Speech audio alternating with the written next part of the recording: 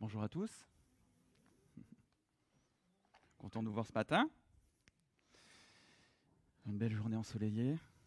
On est un petit peu plus nombreux que d'habitude grâce aux modifications des consignes sanitaires qui nous laissent un petit peu plus de place. Ça fait plaisir de voir un peu plus de monde. Voilà, tous vos visages. Voilà, je voudrais juste remettre ce petit moment juste devant notre Seigneur. Courbons nos têtes. Oui, notre Dieu, nous voulons déjà te dire merci pour cette journée de plus que tu nous donnes de vivre sur cette terre, Seigneur, que nous puissions fixer nos regards sur toi, nous concentrer sur toi, vraiment que cette journée soit tournée sur toi, Seigneur. Nous avons besoin de toi. Il a été dit tout à l'heure que sans toi, nous ne pouvons rien faire, et c'est tellement vrai, Seigneur, c'est tellement vrai. On a tellement besoin de toi pour nous remplir de ta présence, nous donner le goût de vivre, nous donner l'amour pour les autres, Seigneur. On a tellement besoin de toi. Alors s'il te plaît, notre Dieu, viens remplir cette salle et surtout viens remplir nos cœurs de ta bienfaisante présence. Que tu puisses aussi disposer nos esprits, nos cœurs à entendre ta voix et être encouragés par toi encore ce matin. Sois béni, Seigneur, et bienvenue à toi en ces lieux. Au nom de Jésus, amen. C'est bon ? Ok. Alors, vous voyez le titre de ce message, « Suis-je capable ?» C'est une bonne question. Alors, nous vivons actuellement dans une société qui est vraiment particulière. Les médias sont omniprésents dans nos vies, ça je pense que vous le savez, je ne vous apprends rien. Et qu'on le veuille ou non, eh bien, nous sommes impactés par tout ce que nous regardons, tout ce que nous lisons et bien sûr tout ce que nous entendons. Alors, je ne sais pas si vous avez remarqué, mais depuis quelques années maintenant, eh bien, l'attrait pour le surnaturel et les super pouvoirs est de plus en plus en vogue au cinéma comme dans les séries télévisées. Bon, je suis d'autant plus sensible à ça que j'ai des adolescents dans ma famille et je suis aussi moi-même, j'aime bien ce genre de film. Voilà. Et alors, figurez-vous que le film qui est numéro 1 au box-office mondial, je dis bien mondial, eh bien, seulement après 3 mois après sa sortie en 2019, est un film qui est sorti des studios Marvel. Je ne sais pas si vous connaissez les studios Marvel. Oui, il y en a qui connaissent. Oui, vous connaissez tous. Il y en a qui ne connaissent pas. Hein ? L'araignée, c'est ça. Entre autres. Voilà. Eh bien, ce film, qui est sorti des studios Marvel, qui est premier au box-office mondial avec largement plus que 2 milliards, voire presque 3 milliards de vues, d'entrées, c'est dans la série des Avengers. Voilà, et ce sont des super-héros, pour ceux qui ne connaissent pas, bien sûr.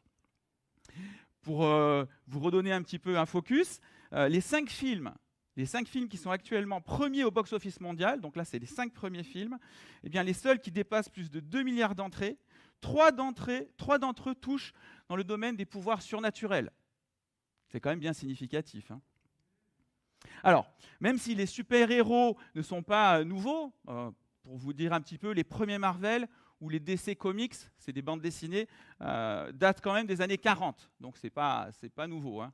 C'était juste pendant la Deuxième Guerre mondiale. Mais tout de même, il faut quand même avouer une chose, c'est que le cinéma d'aujourd'hui, avec ses effets spéciaux extraordinaires, hein, on peut dire que c'est vraiment tellement réaliste, eh bien, a fait exploser cet engouement pour ces hommes et ces femmes aux super pouvoirs. La variété des personnages, et notamment des pouvoirs de chacun, permet finalement à tous de trouver un petit peu le modèle de ses rêves, et de s'identifier à lui le temps d'un film. Voilà. Alors bien sûr, il n'y a pas que les super-héros qui plaisent dans ce domaine, il y a la magie aussi. Je pense que vous connaissez la fameuse série Harry Potter, qui a été aussi très, très médiatisée, qui a fait vraiment un grand nombre d'entrées. Et voilà, Harry Potter, c'est juste pour vous dire, c'est un jeune magicien, donc voilà, qui utilise ses pouvoirs, sa magie pour faire des choses extraordinaires et lutter notamment contre les forces du mal. Bref, vous l'aurez compris, avoir des capacités hors du commun est quelque chose qui fait rêver, et pas seulement les enfants. Alors le revers de la médaille, et oui, il y a un revers de la médaille, c'est que finalement, leurs capacités hors normes, eh bien, nous renvoient inévitablement aux nôtres, qui, elles, sont assez souvent défaillantes, il faut quand même le dire. Et si ces super-héros semblent capables de pouvoir tout faire, mais vraiment, ils sont super intelligents, super puissants, ils peuvent tout faire, eh bien, ils peuvent même tout surmonter, tout réussir, même quand ça semble la catastrophe, eh ben, ils y arrivent quand même. En fait, ils gagnent toujours à la fin. C'est un petit peu ça. Finalement, quelle image ça me renvoie de moi-même? Quelle est ma réalité, finalement, face à mes difficultés, face à mes problèmes, face à mes faiblesses, face à mes chutes, mes limitations? Suis-je capable de me transcender, moi aussi? Suis-je capable, moi aussi, de tout surmonter en cherchant les forces en moi? Eh bien, peut-être que dans certains domaines, cela peut fonctionner, mais certainement pas partout.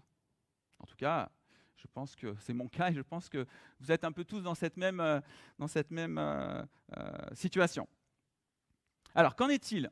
Qu'en est-il du chrétien? Nous n'avons pas, nous aussi, un super pouvoir? On a un super pouvoir ou pas, les chrétiens? Oui ou non? Oui? C'est quoi notre super pouvoir? C'est? Alors, la foi, la prière. Mais en nous, on a un super pouvoir. L'Esprit Saint. Oui, le Saint-Esprit en nous. Acte 1, 8. Philippiens 4, 13. Mais vous recevrez une puissance lorsque le Saint-Esprit viendra sur vous. Je peux tout par celui qui me fortifie. Et oui, on a une super puissance. Alors si on a une super puissance, un super pouvoir, peu importe ce qu'on pourrait mettre derrière, pourquoi, finalement, je suis encore faible dans certains de mes combats contre le péché? Si le Saint-Esprit me donne la puissance, comment ça se fait que parfois je chute, parfois encore je n'ai pas la victoire? Alors où se trouve le problème? Est-ce que j'ai une mauvaise interprétation de ces textes?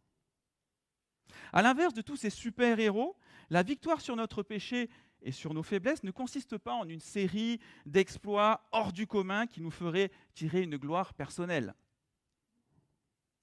Non, bien au contraire. Si Dieu permet que nous soyons faibles, selon 2 Corinthiens 12, 9, c'est pour qu'il se glorifie au travers de la victoire qu'il nous donnera de vivre. Ma grâce te suffit, car ma puissance s'accomplit dans la faiblesse. Alors nous allons voir ce matin, au travers de la Bible, bien sûr, comment Dieu peut, je dis bien comment Dieu peut nous rendre capables d'affronter tous les obstacles dans notre vie et lutter efficacement contre le péché. Alors je vous montre un petit peu le plan, qui se fera en 3 parties. Première partie, soyons transformés. Deuxième partie, n'écoutons pas les mensonges. Et troisième et dernière partie, sommes-nous tous capables en Christ? Alors comme vous voyez, ce plan comporte 3 parties. Mais vu le temps réduit, je ne peux pas traiter ces 3 parties en moins d'une demi-heure, eh bien nous aborderons la 3e partie la prochaine fois que je prêcherai. Alors cela dit, ne vous inquiétez pas. Si vous n'avez pas toutes les réponses ce matin à vos questions, à ce qui va être développé, eh bien vous pourrez quand même, j'espère, avoir déjà des pièces maîtresses pour pouvoir être victorieux dans certains domaines dans votre vie. Mais voilà, le reste, la 3e partie sera vraiment très intéressante et édifiante. C'est pour que vous veniez la prochaine fois, bien sûr. Soyons transformés. Lisons ensemble Romains 12, chapitres 1 à 2. Je vous encourage donc, frères et sœurs, par les compassions de Dieu, à offrir votre corps comme un sacrifice vivant, saint, agréable à Dieu. Ce sera de votre part un culte raisonnable. Ne vous conformez pas au monde actuel, mais soyez transformés par le renouvellement de l'intelligence, afin de discerner quelle est la volonté de Dieu, ce qui est bon, agréable et parfait. Excusez-moi. Alors, la première étape pour mener une vie victorieuse, c'est la transformation de notre être intérieur afin de discerner la volonté de Dieu et, implicitement bien sûr, de faire la volonté de Dieu. Et c'est la base d'un processus qu'on appelle la sanctification, qui nous amènera à la victoire dans tout ce que nous entreprendrons et dans toutes les épreuves que nous pourrons rencontrer dans notre vie. Alors, dans le premier verset que nous avons lu, nous voyons que l'auteur de l'Épître aux Romains, qui est Paul, nous exhorte, nous encourage à offrir notre corps comme un sacrifice vivant à notre Dieu. Bien sûr, ce n'est pas une obligation, mais c'est une attitude logique de reconnaissance par rapport à ce que Dieu a fait pour nous, par rapport à ce qu'il nous a offert. En effet, vous avez vu le donc que l'on retrouve dans ce verset, eh bien, fait référence au verset précédent dans lequel Paul rappelle que tout ce qui existe a été créé par Dieu et que de fait, tout lui appartient, y compris nous, qu'on le veuille ou non. Romains 11, 36, c'est le texte d'avant qui dit « C'est de lui, en parlant de Jésus, c'est de lui, par lui et pour lui que sont toutes choses. À lui la gloire dans tous les siècles. Amen. » Ça pose le cadre déjà. On ne s'appartient pas. C'est Dieu qui nous a créés.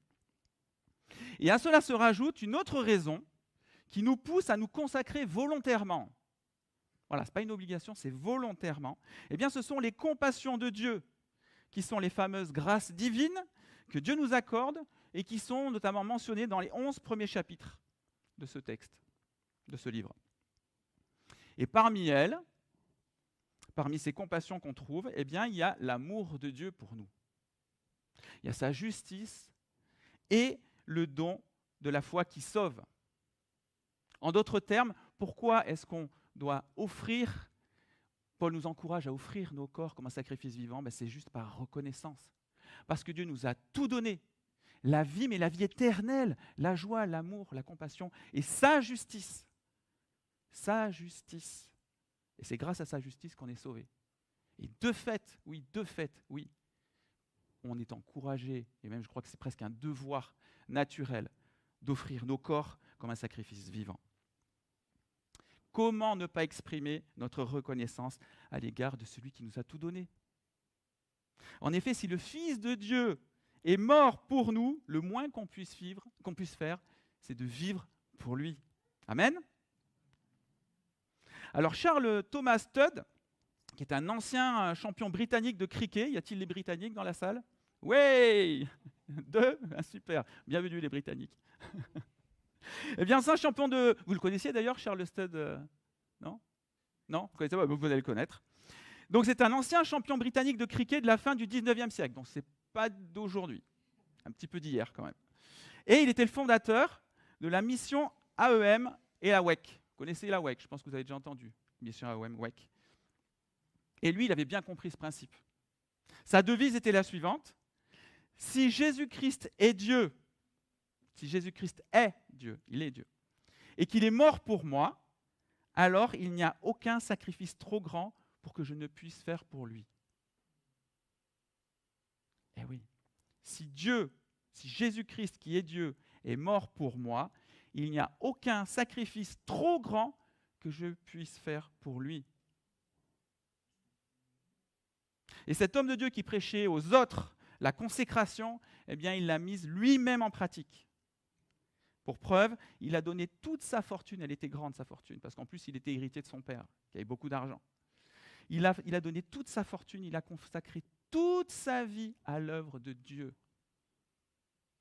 Il avait tout pour lui, tout, l'argent, fortune familiale, la gloire, champion de cricket.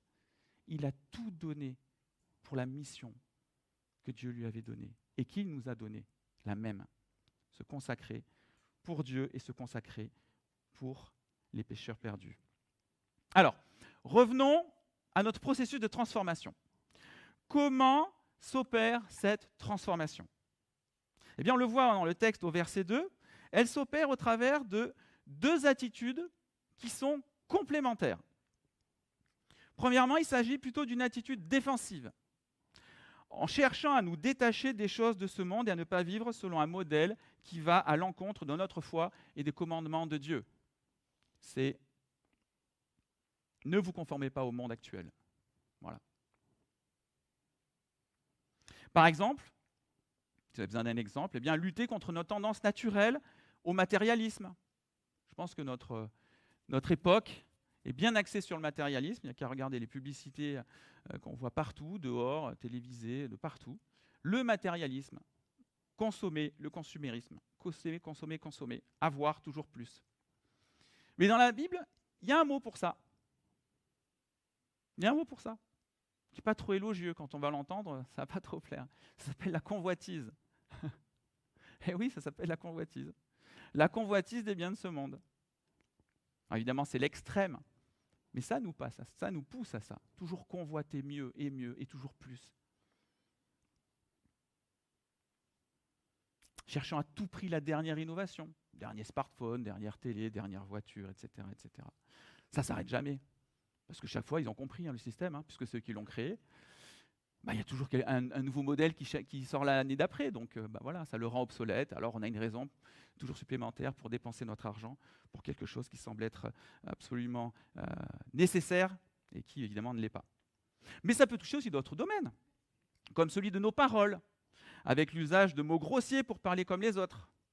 Bon là je pense que il y a les collégiens parmi nous, non ils ne sont pas là. Je pense que ça doit leur parler. Il y a aussi, évidemment, après pour nous, les adultes, on peut vivre aussi deux vies, avoir aussi cette tendance à essayer de se fondre dans le moule, et nous aussi à parler dans notre travail avec un langage un peu plus je ne vais pas dire détendu, on va dire c'est le mot gentil, mais voilà, pas tout à fait l'exemple qu'on donnerait à nos enfants, par exemple, si on en a, ou nos amis. Il y a aussi la moquerie et la médisance. Eh oui, on peut participer à la moquerie ou à la médisance sur le lieu du travail, juste pour faire comme les autres et pas trop se différencier parce qu'on est chrétien. Il y a aussi nos attitudes équivoques qui font croire qu'on est d'accord avec ce qui se fait ou ce qui se dit, alors qu'en fait, au fond, on n'est absolument pas d'accord avec tout ça. On est même très mal à l'aise. Petit sourire. L'autre se sent encouragé, bah oui, il est d'accord avec ce que je dis, avec ce que je fais, le fait que je me moque de l'autre, etc. Bref, tout un tas d'attitudes finalement qui peuvent nous compromettre juste pour essayer d'être intégrés dans le groupe et finalement dans le monde.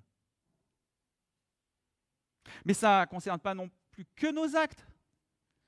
En flirtant avec la légalité, par exemple, pardon, ça concerne aussi nos actes. Ça, c'était les paroles ou les pensées, mais nos actes.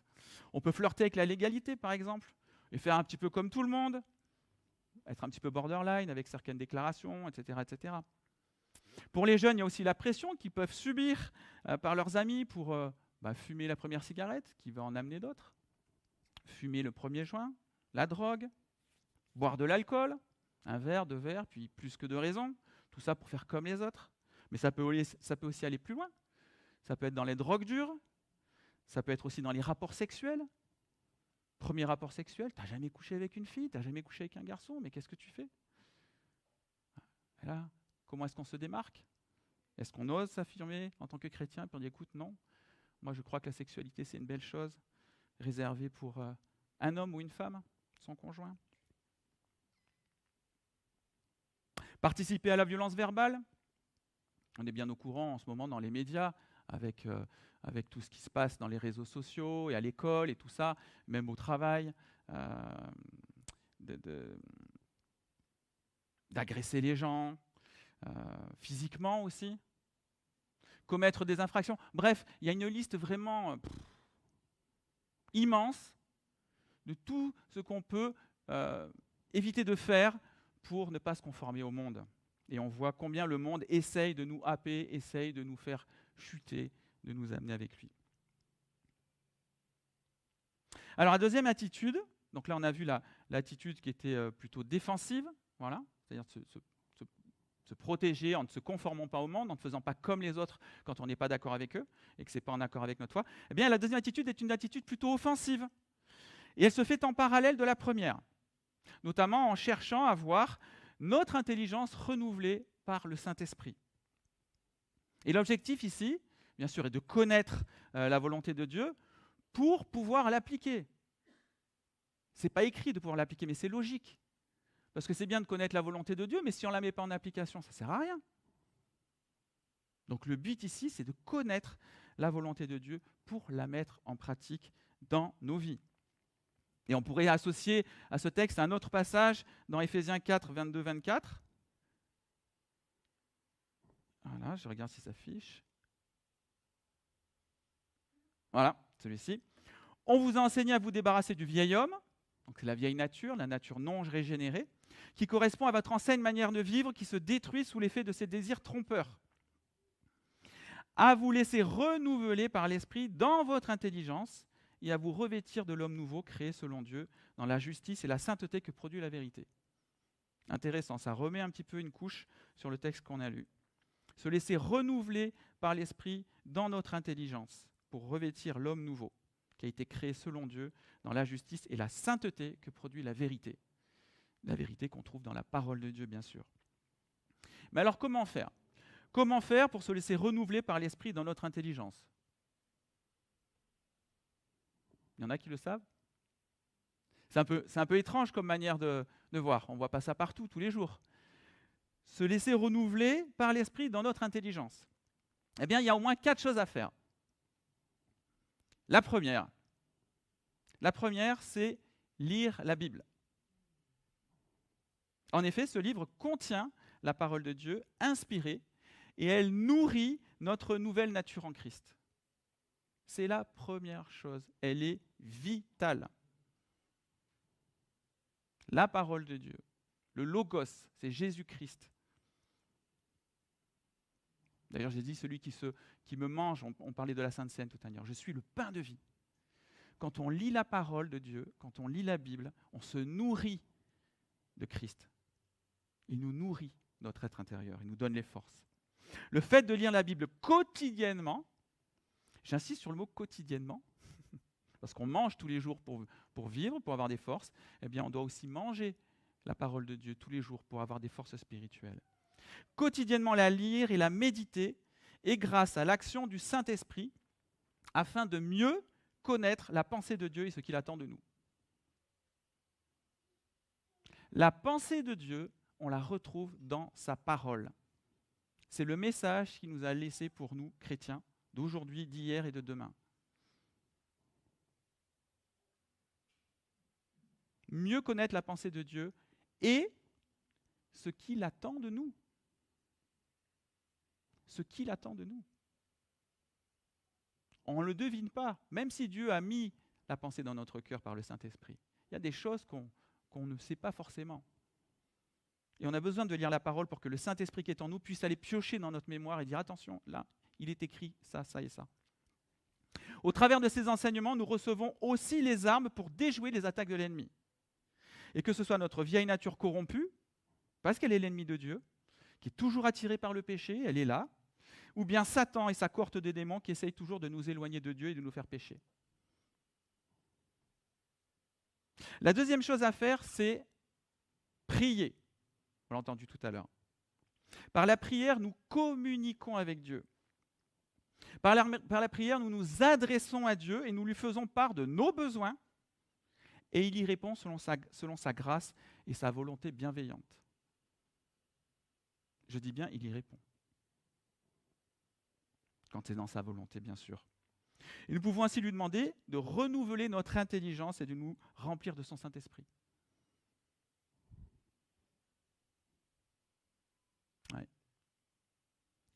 On vous a enseigné à vous laisser renouveler par l'Esprit dans votre intelligence. Oui, on peut demander à Dieu, renouvelle mon intelligence pour discerner ta volonté. Remplis-moi de ton Saint-Esprit. La troisième chose, c'est veiller. Alors, ça ne veut pas dire qu'il ne faut pas dormir, qu'il ne faut plus dormir. C'est veiller, bien sûr, spirituellement, être en éveil, être attentif à ce qu'on fait. C'est être constamment à l'écoute de Dieu par son Saint-Esprit. C'est garder une connexion permanente avec lui. Et c'est ça qui va nous garder éveillés spirituellement. Trop souvent, je pense qu'on oublie, et je crois qu'on est tous comme ça. On peut être veillé, là je pense que là on veille, quand on va partir on va veiller, mais je pense que dans la semaine, on a tendance finalement à avoir cette routine qui nous fait oublier que Dieu, il est là et que Dieu veut me parler et il veut agir à travers moi. On l'oublie. Et puis finalement, on se laisse happer par les choses du monde, par tout ça. Et puis la semaine se passe et si on fait un bilan, on se dit mais est-ce que j'ai veillé ? Est-ce que quand je suis allé là, là et là, quand j'ai eu devant telle situation, j'étais attentif à ce que Dieu voulait que je fasse à tel moment?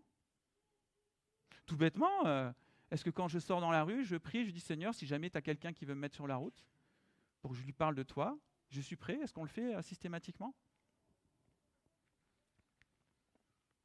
Est-ce que j'analyse les choses, les situations qui m'arrivent avec l'éclairage du Saint-Esprit? Pourquoi est-ce que telle personne me dit ça? Est-ce qu'il n'y a pas un esprit qui utilise cette personne pour m'attirer là, pour me faire tomber, pour me blesser, pour ceci, pour cela? La Bible dit qu'on n'a pas à lutter contre les gens, contre la chair et le sang, contre des personnes, mais contre les esprits qui les manipulent. Nos copains, nos amis, quand ils nous amènent, quand ils nous encouragent à faire des choses, quand ils nous parlent d'une certaine façon, etc.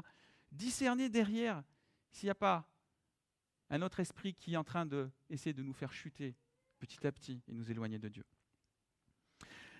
Enfin, la quatrième chose, c'est ce qu'on fait là, c'est vivre la communion fraternelle.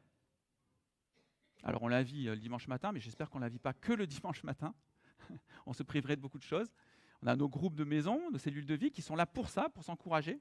Et puis des amitiés les uns avec les autres et s'appeler, se téléphoner régulièrement.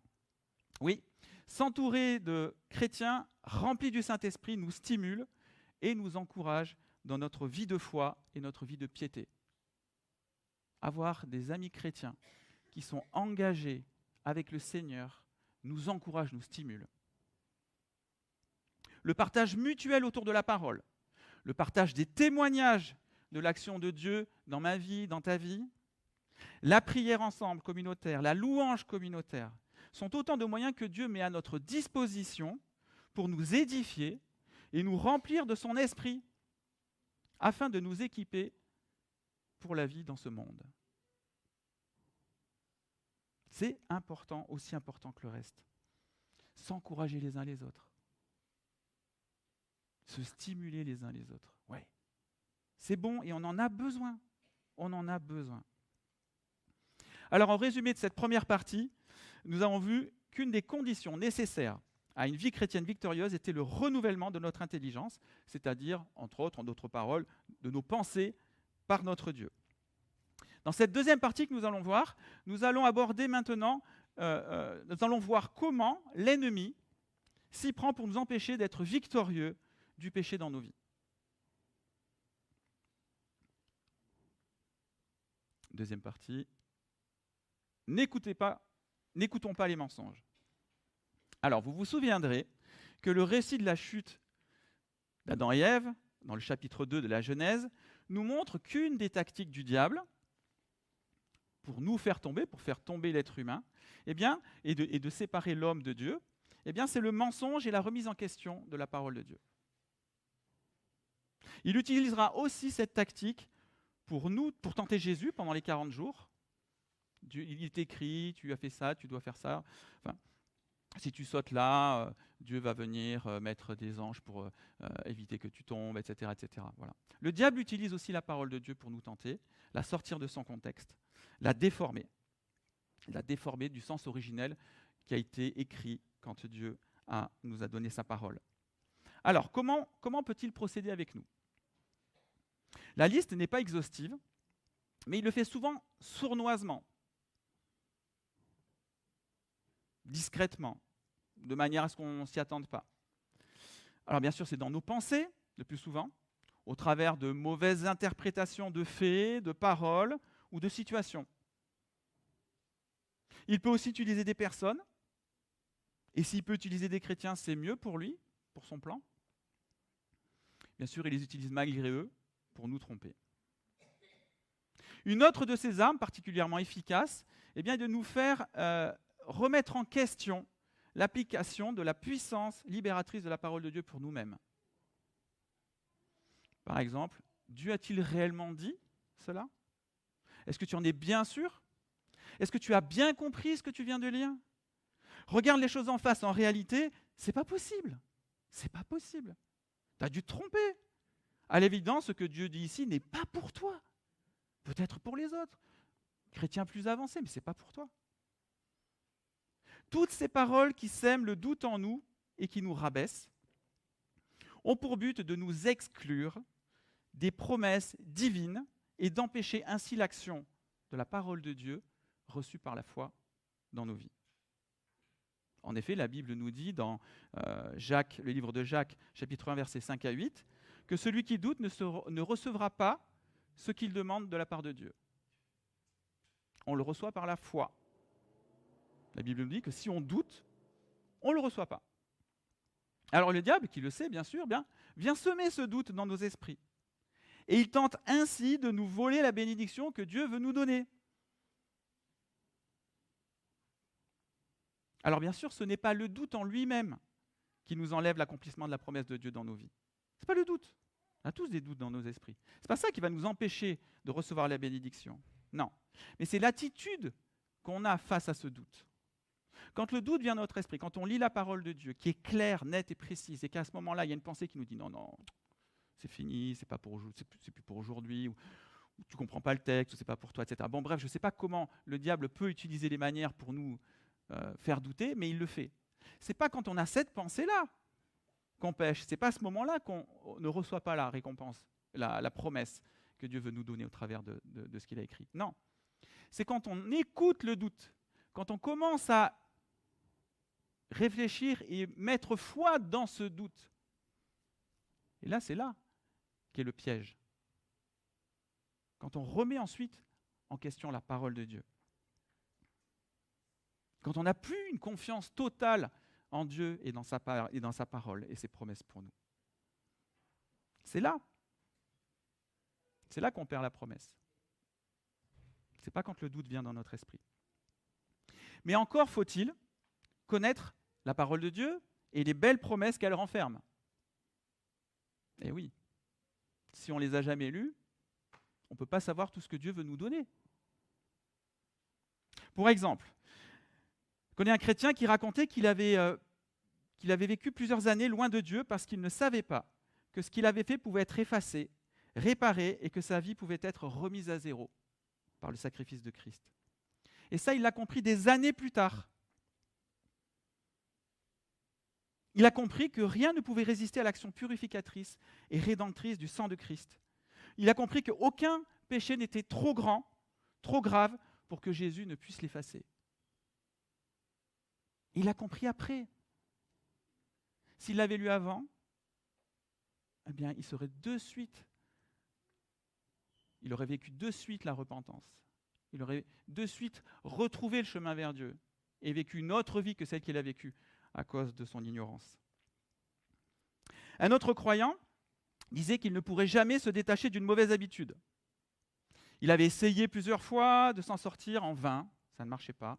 Il était dans une sorte d'état de défaitisme permanent et ne croyait plus en tout cas, à l'action de la puissance de Dieu dans sa vie pour le libérer. Il vivait dans un état de défaitisme. Voilà. Il se sentait rabaissé. Il ne croyait plus dans l'action de Dieu qui voulait le libérer de ce qui l'entravait dans sa marche. Alors dans les deux cas, ces chrétiens étaient sous l'influence des mensonges du diable. Et la suite d'ailleurs de la vie l'a bien démontré. Tous les deux ont vécu la libération grâce à Dieu et ils vivent aujourd'hui encore dans la victoire avec un état d'esprit totalement différent d'avant. Toutes ces défaites sont devenues de l'histoire ancienne pour eux. Ça ne veut pas dire qu'ils ne se trouvent pas dans les situations compliquées et difficiles, mais ils ont compris qu'avec l'aide de Dieu et en mettant en pratique sa parole, ils pouvaient être victorieux. Alors voici quelques versets qui peuvent nous aider à lutter contre les manœuvres de l'adversaire dans nos vies et à ne pas croire à ses mensonges. Tout d'abord, nous avons Josué, chapitre 1, verset 8. « Que ce livre de la loi ne s'éloigne pas de toi. Médite-le jour et nuit pour agir avec fidélité conformément à tout ce qui est écrit. Car c'est alors que tu auras du succès dans tes entreprises, c'est alors que tu réussiras. » En d'autres termes, plus tu connaîtras la Bible, qui est la parole de Dieu, plus tu auras les armes pour avancer victorieusement dans la vie et faire les bons choix. Et c'est une des raisons pour laquelle il ne suffit pas juste de proclamer l'Évangile afin que les hommes soient sauvés, ce qui est nécessaire de faire bien sûr. Il nous faut aussi en faire des disciples en leur enseignant toute la parole de Dieu selon le texte que nous connaissons dans Matthieu 28, 20. Faites de toutes les nations des disciples et enseignez-leur ce que je vous ai prescrit. Toute la parole de Dieu. Alors je vous montre maintenant 2 autres passages qui nous donnent une autre conduite à tenir, enfin qui continuent une nouvelle conduite à tenir et qui est complémentaire de celle qu'on a lue déjà. Jacques, chapitre 4, verset 7. Soumettez-vous donc à Dieu, mais résistez au diable et il fuira loin de vous. Deuxième passage dans 1 Pierre, chapitre 5, versets 8 à 9. Soyez sobres, restez vigilants. Votre adversaire, le diable, rôde comme un lion rugissant, cherchant qui dévorer. Résistez-lui avec une foi inébranlable, sachant que les mêmes souffrances sont imposées à vos frères et sœurs dans le monde. Je vous laisse méditer. Ces 2 passages, qui sont assez similaires, nous invitent d'une à être vigilants. On parlait tout à l'heure de veiller, on revient là, être vigilant. Et rester sobre. Sobre dans tous les domaines. Alcool compris, bien sûr, et dans tous les domaines. Ça peut être télévision à gogo, tous les médias Internet, toutes ces choses-là dans lesquelles on va se nourrir finalement sans qu'on le veuille et va nous éloigner finalement de ce que Dieu veut de nous et nous affaiblir par la même. Soyez sobres. Et surtout adoptez une attitude combative en résistant activement aux diverses tentations ou aux épreuves qui jalonnent notre vie. Résistez-lui, résistez. Là, c'est notre part à nous, là. Résister. On doit avoir une attitude combative, de soldat, de guerrier et guerrière. Parce que ça s'adresse à tous les croyants, hommes et femmes. Nous sommes tous dans un combat. Et il ne faut pas qu'on l'oublie. Dieu nous encourage fortement à prendre les armes et à nous défendre. Et cela s'adresse à tous les chrétiens, jeunes, vieux, hommes, femmes. Alors sur cette injonction à résister coûte que coûte, nous allons aborder notre dernière partie de ce message, donc, qui est la conclusion. Ce n'est pas la troisième. Je vais aller un peu vite, mais ce n'est pas grave. J'en arrive à la conclusion. Conclusion de ces 2 parties. Si vous avez bien suivi, vous saurez que le premier préalable à une vie de victoire, victorieuse, c'est tout d'abord et avant toute chose de choisir de vivre totalement pour Dieu. C'est la première chose, la consécration totale. C'est grâce à cette totale consécration que l'Esprit de Dieu qui habite en nous pourra agir d'une manière parfaitement efficace. Le deuxième préalable, c'est celui de chercher à connaître Dieu et ce qu'il nous enseigne au travers de sa parole, qui est la Bible. En effet, comment vivre notre foi si l'on ne sait pas ce que Dieu attend de nous ? Comment s'approprier ses promesses et les recevoir par la foi si on ne les connaît pas ? Comment déjouer les pièges de l'ennemi si on ne sait pas qu'il y en a, ni d'où ils peuvent venir ? Et enfin, comment utiliser les armes que Dieu nous donne si on ne sait pas qu'elles existent, ou alors si on ne sait pas où elles sont ? Voilà. Je termine ici cette première partie. Nous verrons la prochaine fois. Et je prie vraiment que Dieu vous bénisse grandement, qu'il vous équipe pour vivre et continuer de vivre cette vie de victoire. Amen ? Amen.